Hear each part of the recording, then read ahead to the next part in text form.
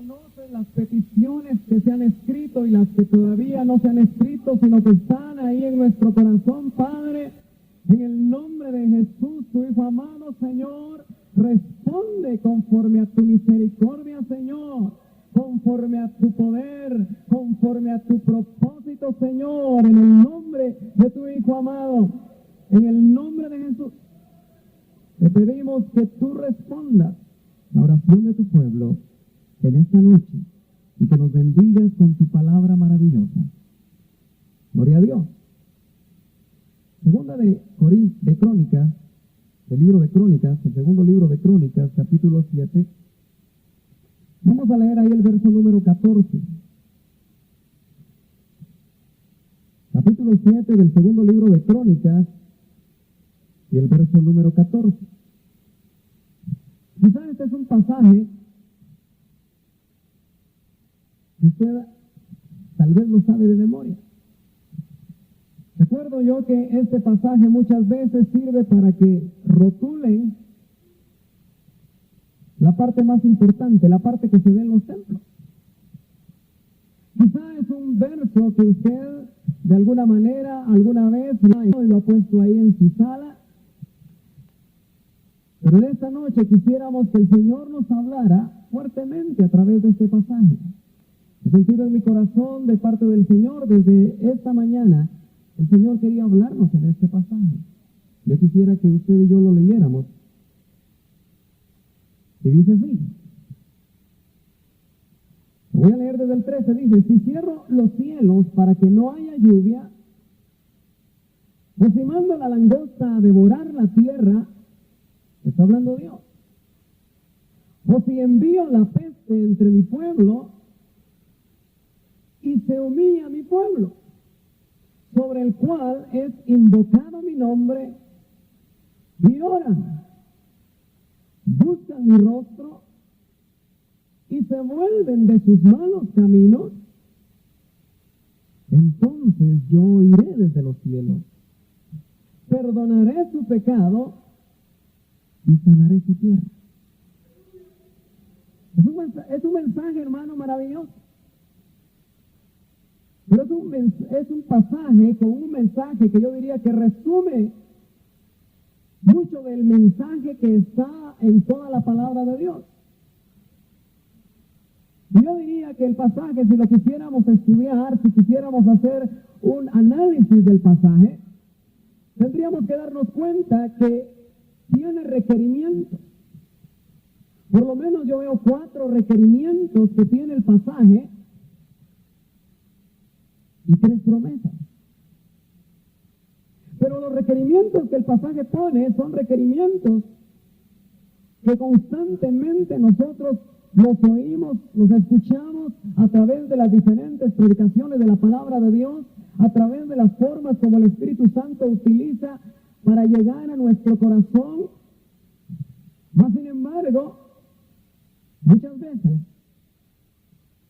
esos requerimientos, esas peticiones de parte de Dios para nuestras vidas no son realidad en el pueblo de Dios.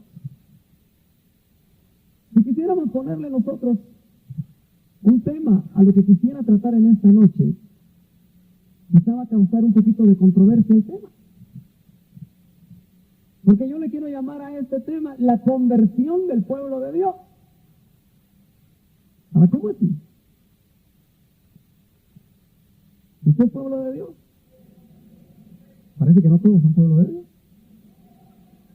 Para ser pueblo de Dios, la palabra nos dice que debemos de nacer de nuevo y de convertirnos. Pedro, en uno de sus mensajes, recordará usted que hablándole a una gran multitud, él dijo: arrepentíos y convertíos para que sean borrados vuestros pecados y vengan tiempos de refrigerio de parte del Señor. ¿Y cuántos aquí se han convertido? Gloria a Dios. Y precisamente porque ha habido una conversión en nuestra vida, es que nosotros somos pueblo de Dios. Entonces, ¿cómo podemos explicar el tema? La conversión del pueblo de Dios. Pues yo leo en el pasaje que dice si se vuelve mi pueblo de sus malos caminos. Ahora, la palabra volver precisamente nos da la idea de la conversión, porque cuando en el Nuevo Testamento nosotros leemos esa palabra que dice arrepentíos y convertíos, lo que está diciendo arrepentíos y volveos. Eso significa que el pueblo de Dios necesita volverse todos los días, convertirse todos los días, buscar a Dios todos los días, volverse de sus malos caminos. Ahora, ¿usted cree que el pueblo de Dios anda en malos pasos? ¿Cree usted que el pueblo de Dios anda caminando mal?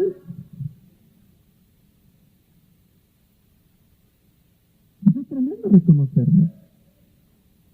Pero cuando nosotros le hacemos un poquito de contexto al verso en el cual se escribió, aun cuando todo lo que en esta noche primeramente Dios vamos a ver, este pasaje tremendo fue dado en un tiempo en el cual Salomón estaba dedicando el templo, la casa que Dios había decidido, donde la presencia de Dios había decidido morar. Y usted lee que Salomón dice, ¿cómo es posible que el Dios Todopoderoso, el Dios que hizo el universo, el Dios que lo llena todo, el Dios creador de todo, cómo es posible que pueda morar en un templo hecho por manos humanas? Sin embargo, Dios decidió hacerlo de esa manera. Y usted sabe que cuando se dedicó a ese templo que le conocemos como el templo de Salomón, dice la palabra de Dios que la presencia de Dios bajó de una forma tan tremenda que todos perdieron sus turnos, todos se postraron delante de la presencia de Dios de una manera maravillosa. Sin embargo, es precisamente aquí donde Dios, quizás como una advertencia, el pueblo estaba maravillado de ver cómo la presencia de Dios los había visitado. Ese pueblo que había sufrido desde la esclavitud del pueblo egipcio, ese pueblo que había sufrido todas las circunstancias difíciles que atravesaron cuando anduvieron por 40 años vagando en el desierto, que no era el plan de Dios. Ese pueblo que tuvo que batallar y que tuvo que confiar, pero también ese pueblo que se apartó una y otra vez de lo que Dios había establecido para sus vidas, que se apartó una y otra vez del propósito de Dios. Ese pueblo había experimentado ahí en la dedicación de ese templo la visitación del Dios Todopoderoso sobre su vida, de la misma forma como usted y yo hemos recibido visitaciones maravillosas de la presencia de Dios.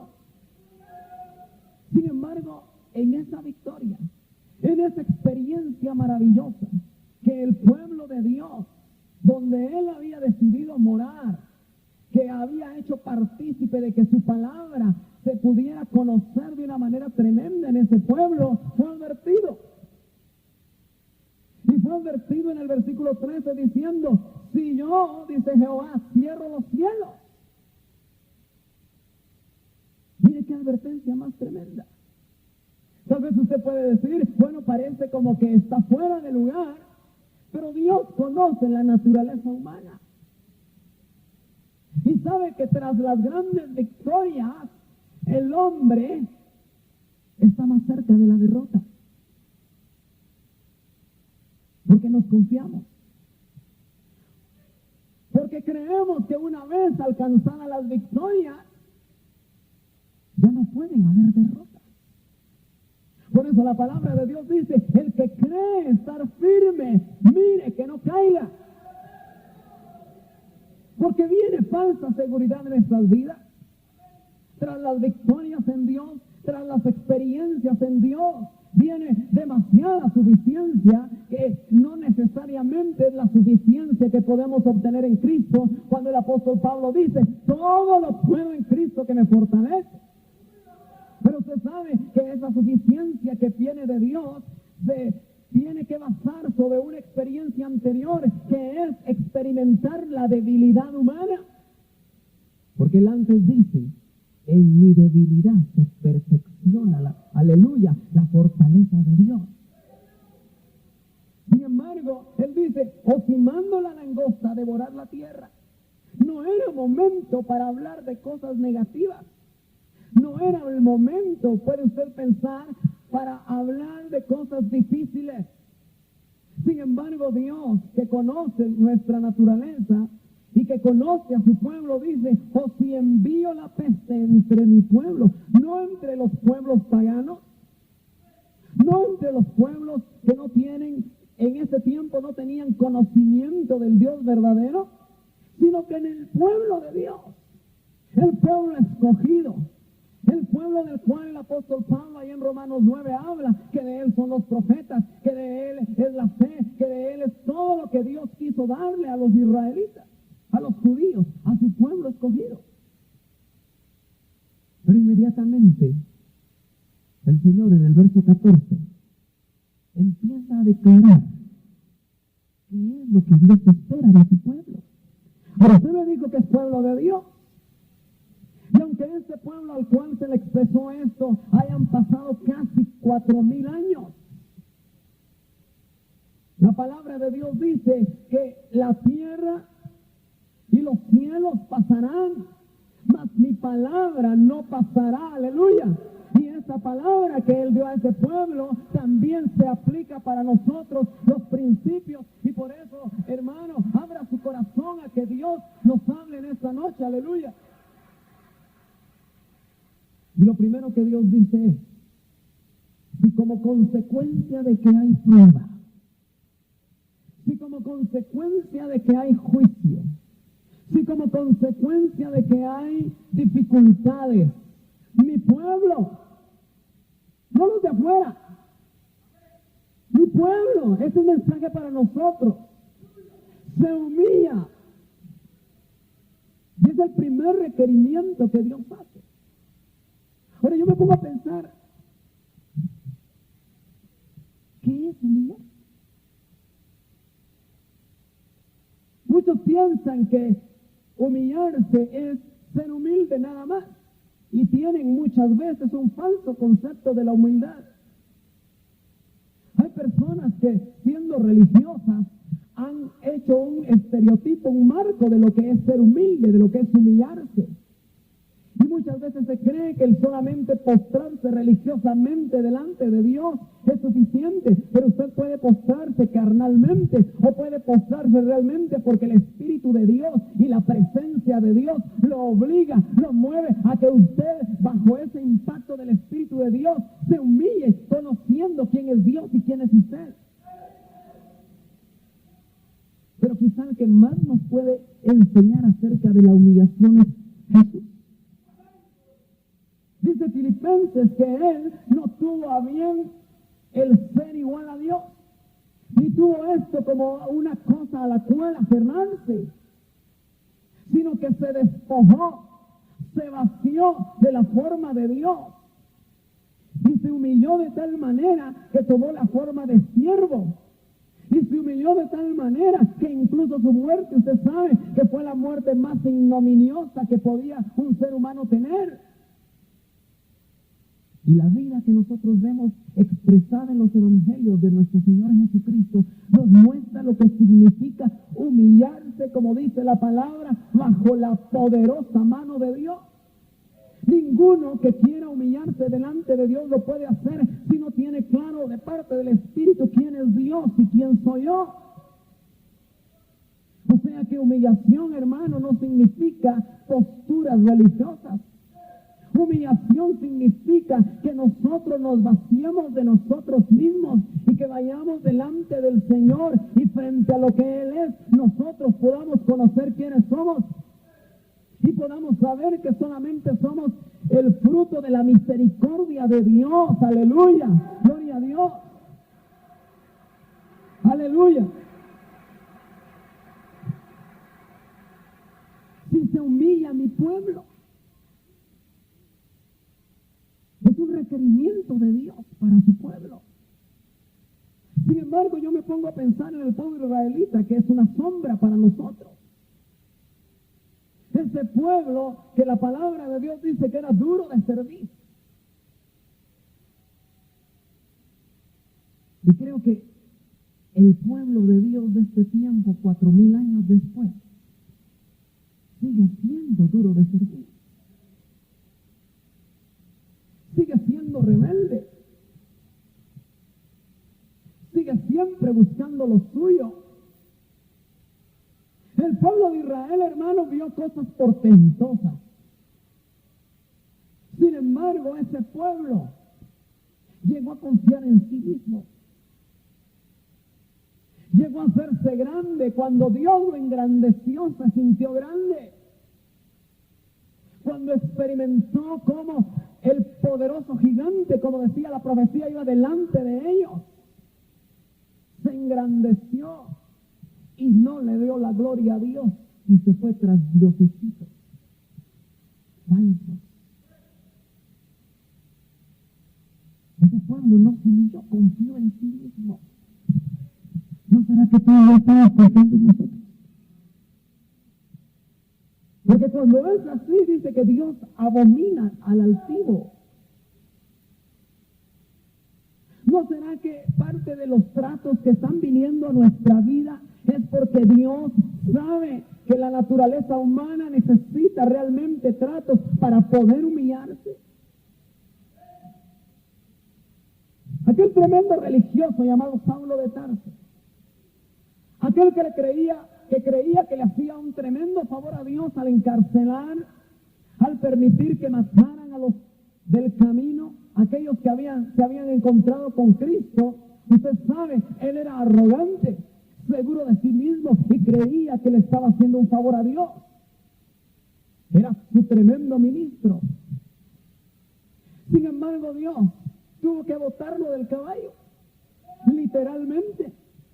Y yo creo que Dios muchas veces, a través de las experiencias que nosotros nos toca vivir, tiene como intención botarnos del caballo. ¿A cuántos Dios nos ha botado del caballo? Bueno, los que todavía no han probado la arena, los que todavía no han tragado polvo, les tengo una mala noticia, pero para mí es buena noticia, que Dios lo va a hacer pronto, aleluya. Gloria a Dios. Gloria a Dios. Porque Él sabe sobre qué basamos nuestra vida.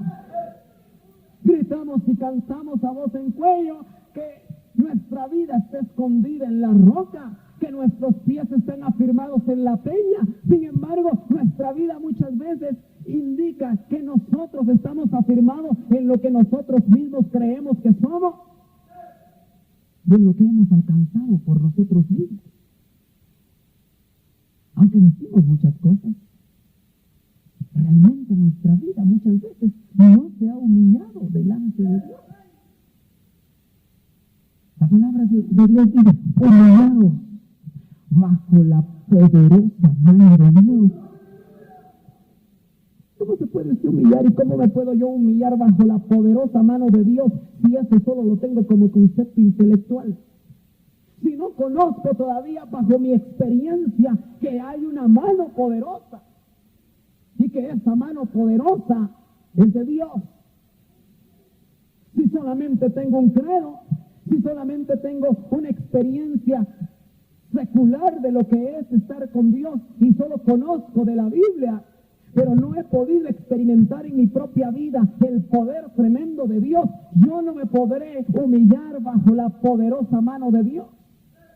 Eso significa que usted y yo necesitamos un encuentro con la autoridad de Dios sobre nuestras vidas, un encuentro donde Él realmente sea nuestro Señor y no solamente nuestro Salvador, que Él realmente tome el timón de nuestras vidas para que entonces nosotros nos humillemos delante de Él. Y ese es un requerimiento que Dios quiere hacer. Pero caminamos rápido, dice, y oran.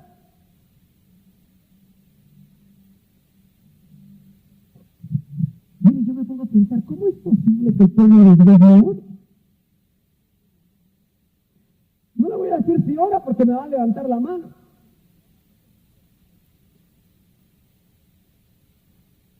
Pero si le empiezo a preguntar cuántos oran 3 veces al día como Daniel, también me va a levantar la mano.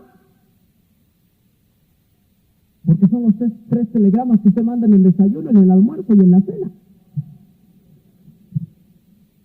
Dice, está en un restaurante, ni cierra los ojos porque lo van a identificar. Claro, usted sabe que no es requisito orar con los ojos cerrados, ¿verdad? Pero a veces lo hacemos por miedo, por temor, porque nos avergonzamos. Pero ¿por qué Dios está pidiendo que su pueblo ore? ¿Será únicamente porque el pueblo se ha olvidado de orar? Pónganse a pensar ustedes. Yo no le estoy hablando de oraciones insultas. No le estoy hablando de repeticiones de palabras. No le estoy hablando de esas oraciones que a veces nos echamos para que nos oigan qué acervo teológico tenemos. Le estoy hablando de esas oraciones que pueden estar compuestas solo de 2 palabras, como la de Pedro cuando ya estaba a punto de morir en el agua, que solamente pudo decir, Señor, sálvame. Pero fue un clamor que movió la mano de Jesús. No necesitamos mucho. Ni siquiera le estoy hablando de que hay una maratón de oración, porque a veces esos son solamente ejercicios eclesiásticos para ver quién ora más, para ver quién ayuna más, para ver quién hace esto o aquello, como que si fuera competencia. Pero el Señor era a sus discípulos. Se recuerda que también esos discípulos del Señor como que se daban cuenta que no sabían orar. Y el Señor los enseñó a orar. Y yo no quiero ser muy largo en lo que es la oración, pero sí quisiera hacer énfasis en el hecho que el pueblo de Dios le temo. Y yo me voy delante, si usted quiere, de todo el pueblo de Dios. Nos cuesta orar. Oramos cuando estamos mal. Cuando los hijos se enferman, clamamos. Cuando no hay trabajo, clamamos. Como que nuestra naturaleza es así, por eso Dios nos aprieta. Porque anhela que lo conozcamos. Anhela que nos acerquemos a Él. Anhela que nosotros verdaderamente sintamos la necesidad de estar cerca de Él. Y por eso dice, después de que se humillen y oren. ¿Cuándo fue la última vez que usted oró? Hace un minuto me va a decir. No, hermano, no le estoy hablando de oraciones que a veces se hacen porque hay que hacerlas, forman parte de un programa. A ver. Eso no significa que usted en ese momento no se comunique con Dios, porque todos nosotros tenemos, hermano, el hilo directo con Dios. Aleluya. Pero depende cómo nosotros nos acerquemos a Él, cómo nosotros anhelemos el diálogo con Él. Es lo primero que nuestro espíritu, alma y cuerpo buscan cuando nos levantamos. O lo que buscamos es la cocina. Está bueno todo en su lugar. Pero de nuestro ser interior surge el tremendo deseo, como cuando tenemos hambre material, hambre del alimento físico. De la misma manera, nuestro espíritu, que es el que debe de controlar nuestra alma y que es el que se comunica directamente con Dios, triunfa cada vez que nosotros anhelamos orar. O nuestra alma que está engordada, o nuestra alma que no está queriendo agradar a Dios, siempre es la que está triunfando a través de la carne, para que nosotros no busquemos a Dios. Se estará cumpliendo aquello que el Señor le dijo a aquellos 3 discípulos que eran los abanderados, cuando se los llevó al monte a orar, y no pudieron ni siquiera orar con Él 1 hora. Y eran los abanderados. ¿Cómo andaremos nosotros? Haga sus cuentas. Yo ya las hice.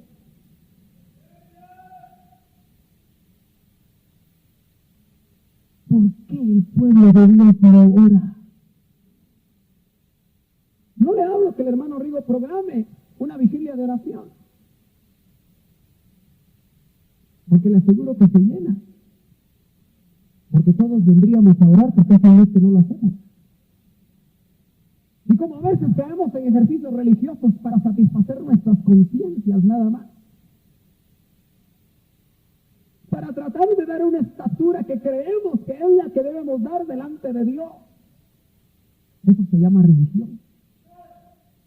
Pero cuando de tu ser interior, como dice la palabra, fluyen, aleluya, ríos de agua viva que vienen de la presencia de Dios y empiezan a fluir, y tú y yo estamos anhelando la presencia de Dios en oración, ese diálogo íntimo con Él. Eso es orar. Pero el tiempo corre. Y buscan mi rostro. Yo creía que orar era lo mismo que buscar el rostro de Dios. Y por lo visto no es lo mismo. Como que el orar lo que hace es abrir la puerta para que tú apenas te acerques a la presencia de Dios. Pero cuando el esposo busca el rostro de la esposa, lo que anhela es tener una relación más íntima. No le hablo física. Esa comunicación de ojos a ojos, de verse el rostro, es muy importante, como entre dos amigos. Dos personas que se aman, en el rostro nosotros podemos conocer la esencia de las personas. ¿Qué será entonces buscar el rostro de Dios? Fíjese que en el lugar santo estaban los panes de la proposición, que algunas versiones le llaman los panes del rostro. Y parece ser que cuando el sacerdote se acercaba y comía de esos panes del rostro o panes de la presencia, como dice otra versión, es porque de alguna manera estaban ejemplificando, o Dios a través de esos panes estaba tratando de mostrar la relación íntima que se podía tener con Él. Quiere decir entonces que buscar el rostro de Dios es buscar una relación íntima. Mucho más allá de la oración.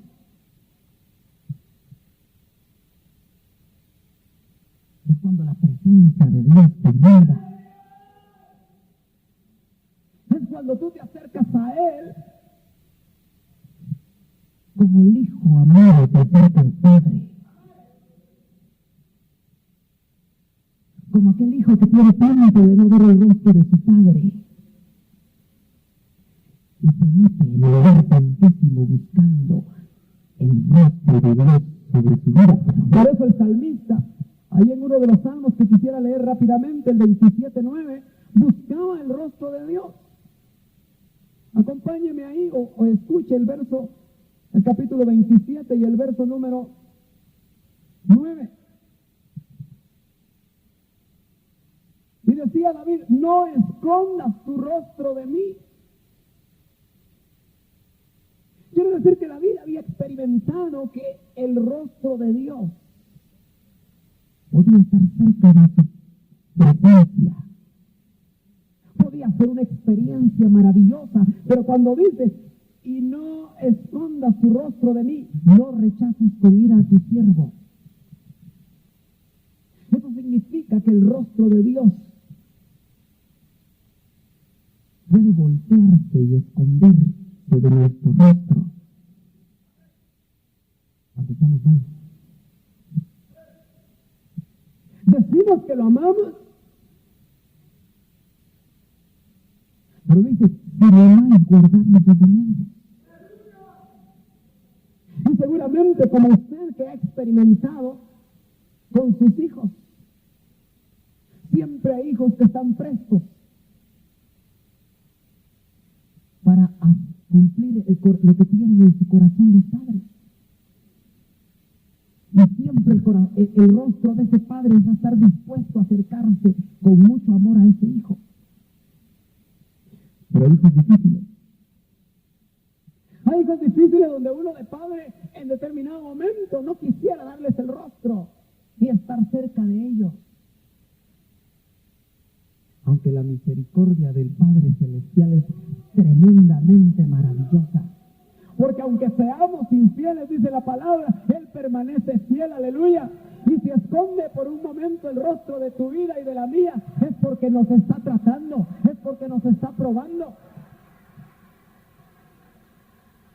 Pero tú y yo podemos buscar el rostro de Dios, humillarnos, abrir la puerta del diálogo con Dios y buscar la intimidad amorosa. Decir que podemos entrar en el diálogo con Él. Eso quiere decir que aún podemos buscar su rostro y experimentar su presencia y todavía así no estar dispuestos a volvernos de nuestros malos caminos. Aunque aquel que se humilla, aunque aquel que busca la verdadera oración con Dios, aunque aquel que experimenta el rostro de Dios, seguramente va a estar dispuesto a volverse de sus malos caminos.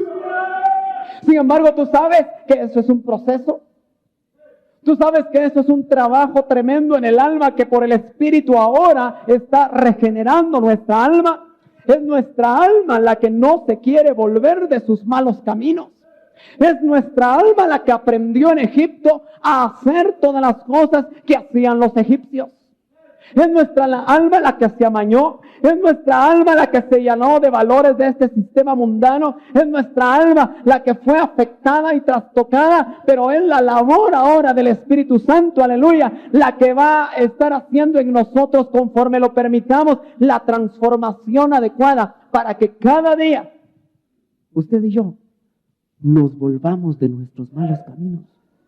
Con razón David oraba: Señor, examíname, oh Dios, y mira si hay caminos de perversidad en mi corazón. David, el hombre conforme al corazón de Dios, le decía a aquel que dice que escudriña lo profundo del corazón. Aquel que llega con su palabra a partir y llega hasta la división del alma y del espíritu. Ese que nos conoce hasta lo más profundo, hasta los riñones. Ese que sabe y que estamos delante de Él desnudos, que conoce nuestras intenciones. Ese va a examinarnos. Y ese nos examina. Cada día usted y yo tenemos testimonio de que ese Dios maravilloso por su Espíritu nos examina y nos muestra los caminos de iniquidad, nos muestra nuestros caminos de maldad, nos muestra todo aquello que no le agrada a Dios. Si mi pueblo se humilla, si mi pueblo ora, si mi pueblo busca mi rostro y si mi pueblo se vuelve de sus malos caminos. Oiga las promesas de Dios. Regresemos rápidamente ahí al verso anterior. Y lo que dice la palabra del Señor es: entonces, solo entonces. Hay promesas de Dios que no se cumplen, no se dan o están esperando a que Dios actúe porque todavía no se ha dado lo otro. Entonces yo iré desde los cielos. Y lo más maravilloso es que cuando esta palabra se escribió, los judíos, los que tenían conocimiento del Dios verdadero, todavía tenían un concepto de un Dios lejano que tenía que oír desde los cielos. Pero usted y yo estamos siendo tremendamente bendecidos con las gloriosas buenas nuevas del Evangelio, porque el Dios lejano se hizo cercano a través del Hijo, a través de aquel que tomó carne humana, a través de aquel que se identificó, y ese ya no solamente está escuchando desde los cielos, sino que ha sido metido dentro de nuestro corazón, aleluya. Y desde ahí, desde que su espíritu se hizo un espíritu con el nuestro, está escuchando. Yo iré. Es una promesa de Dios. Y dice la palabra que Él no es hombre ni hijo de hombre para que se arrepienta de sus promesas. Aleluya. Perdonaré su pecado por la sangre bendita derramada en la cruz del Calvario. Aleluya. Usted y yo, hermanos, han sido perdonados nuestros pecados. Ha sido perdonado el pecado. Sin embargo, dice la palabra de Dios que aquel que dice que no peca es mentiroso. Es más, hace a Dios mentiroso. Y por eso dice que tenemos un juez justo que nos puede perdonar de toda maldad. Por eso la palabra del Señor nos habla también que su sangre, cuando fue derramada, lavó nuestros pecados. Sin embargo, existe por la misericordia de Dios en el proceso de transformación del alma, el rociamiento de la sangre de Cristo, ese rociamiento del cual nos habla Pedro, que dice, y que seáis rociados con la sangre de Cristo para obedecer, para que nosotros podamos experimentar la victoria contra el pecado, para que nosotros, hermanos, solamente podamos ser alcanzados por el pecado y no nosotros buscar el pecado. De una manera maravillosa, nuestro apóstol nos enseñaba cómo debemos nosotros de cuidarnos a nosotros mismos. Porque el que se cuida a sí mismo, ese ya no fabrica pecado. Eso no significa que seamos impecables. Eso lo que significa es que usted y yo, nuestro anhelo ya no es pecar. Y cuando el pecado nos alcanza, siempre hay tristeza. Siempre está la tristeza, según Dios, que produce arrepentimiento. Tristeza que dice el apóstol no es para muerte, sino que es para que nosotros cambiemos de mente. Es para que nosotros nos volvamos de los malos caminos. Es para que nosotros podamos realmente agradar al Dios de la gloria y podamos experimentar el perdón de nuestros pecados. Y sanaré su tierra. Aunque es un pasaje que lo han utilizado para politizar el mensaje de Dios, yo lo quiero ver desde esta perspectiva. Aquel que empieza a experimentar que Dios oye, que sus ojos y sus oídos están atentos a la voz del clamor de sus hijos. Esos están siendo bendecidos en su espíritu. Porque es el Espíritu de Dios el que hace comunicación directa con Dios. Nuestro espíritu vivificado. Nuestro espíritu resucitado. Y quiero entender que aquel que experimenta diariamente, cuando se acerca al juez justo, en busca de perdón de pecado, de sus pecados, el tal está siendo ministrado en su alma. Pero la última promesa para el ser integral es: sanaré su tierra. Nuestro cuerpo. Aun cuando la promesa para Israel era literal, y muchas veces ese pueblo, cuando sus cosechas eran devoradas por la langosta, como parte del juicio de Dios, experimentaron cómo poderosamente Dios quitó la plaga y su tierra fue sanada.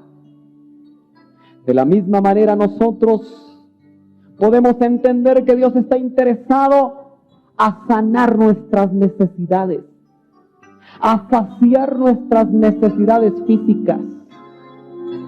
Él está interesado en tus necesidades materiales. Por eso quiere sanar tu tierra. Quiere sanar tu cuerpo. Quiere que todo aquello que te afecta tú puedas recibir liberación. El Señor creo que ha hablado a nuestro corazón.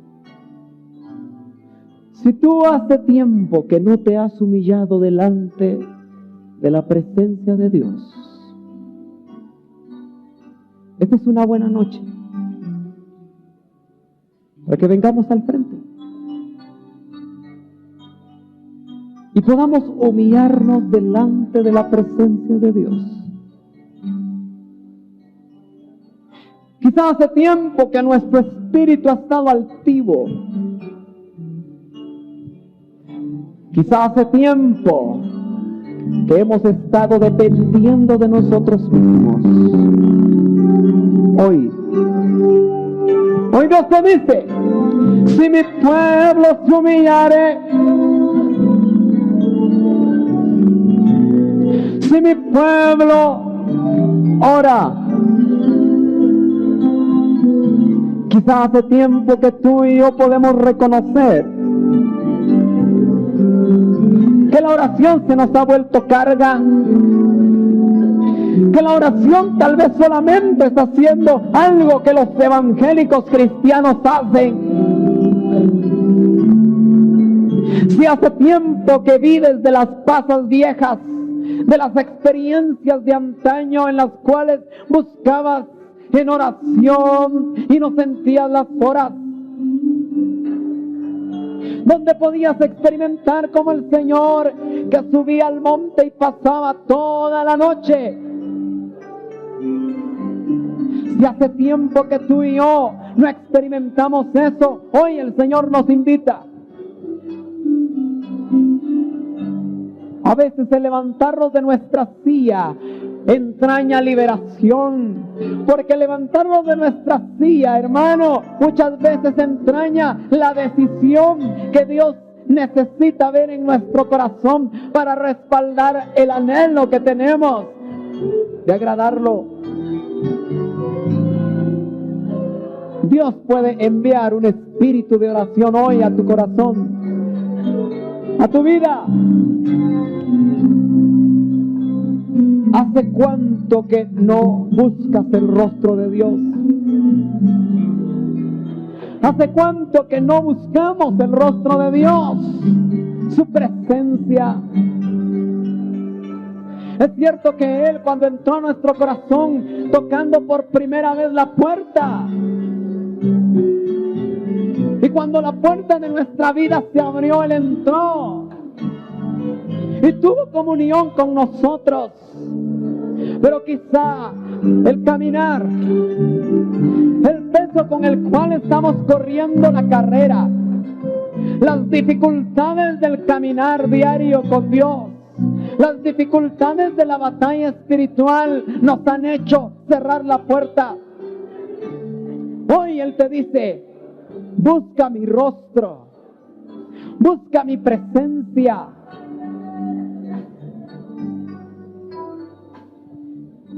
Y si tú como yo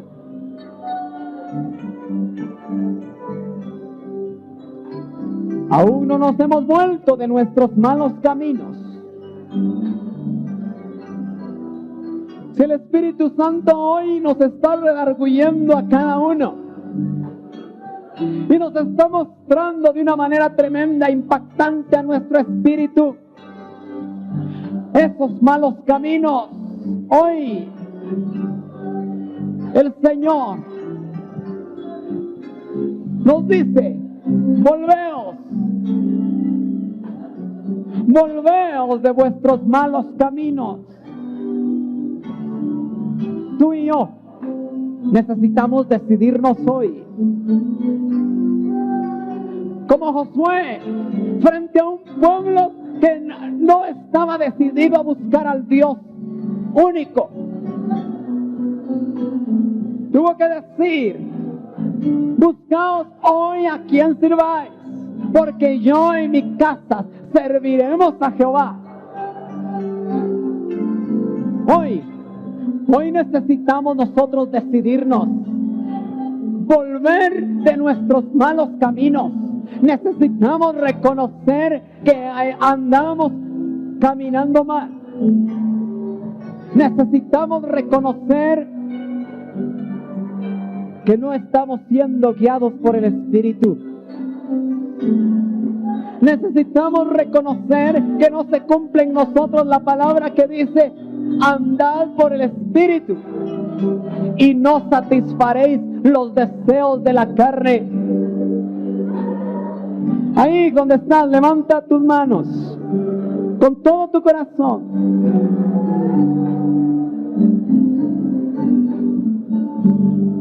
Ahí donde estás, clama. Clamemos delante de Dios. Oh Señor,